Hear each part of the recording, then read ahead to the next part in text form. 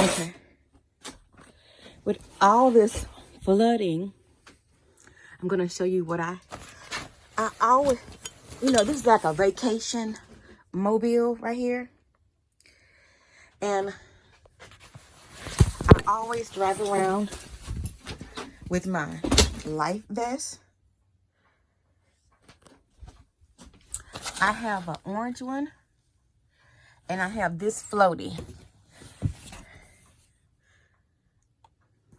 Now I have like 2 other floaties, like if I was to stop at a pool, because I can't swim. So hopefully I do not panic and can put this on if there's a flood. But I also have this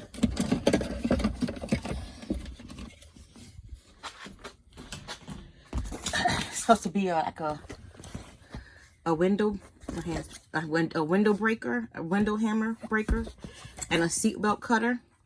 They sell these at Walmart for like $5. And so some cars have the detachable seat head. This one does not. So you're going to have to drive around with something in your car to break your window just in case. I also drive around with extra batteries. This battery lasts up to 4 hours. And then there's a gas heater here. Water's on board. A generator's on board. You got a sink. And you know what? I'm thinking everybody should get one. Like it's like a shower. Everybody should get one of these things. It's like a bug out mobile. You know what I'm saying? Everybody, they haven't had chance. The water's come up so high. Sometimes you can't even get out of your own neighborhood. And I look at my neighborhood, I'm like going downhill. And it's a river back there. And all these rivers are flooding. That's what I keep thinking about. It's like, are you going to panic? or are you going to be able to use your tools? Because if you have tools and you panic, what good are they? But yeah, this is what I suggest everybody do. Get your floating devices and leave them in your car. I've been had these in my car even when I had my Jeep. I drive around with this. When I went to South Carolina, Myrtle Beach, I had floaties for the pool. And at one point I had bought like a blow-up inflatable, but they can puncture and get holes in them. You need something that can't be punctured for your floaty. Because I did see somebody on the river on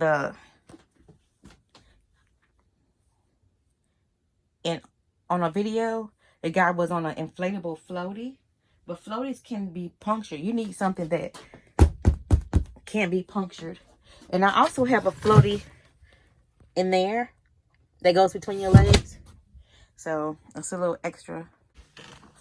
Ooh.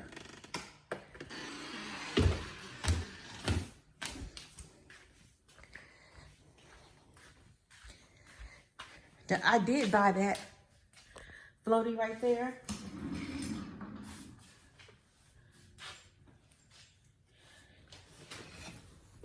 Look, that's an inflatable floaty, but who's going to have time to blow that up in minutes?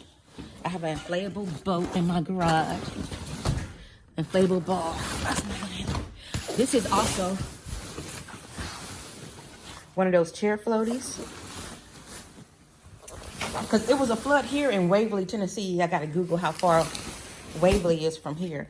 But I had another floaty that I never got to use because I was trying to blow it up and I thought I was smart with the blow dryer. Because that hot heat is really hot. And I never got to use this because I melted it. But that's why you don't depend on one of these. Because they can be damaged so easily, punctured. And it's really big. It would have been safe. I tried to use that tape, but it didn't work. it would not hold air, but that's a floaty. But even in the pool, I was scared on that thing. Especially when they went to like the 6 feet and I can't swim. And you got to have long enough arms to reach around it or whatever. No. The life vest is the best bet. I also bought this years ago. You see how big tattered it is? I never used it, but I'm going to put it in my truck. I'm paranoid now, guys. You should be too. There's too many floods.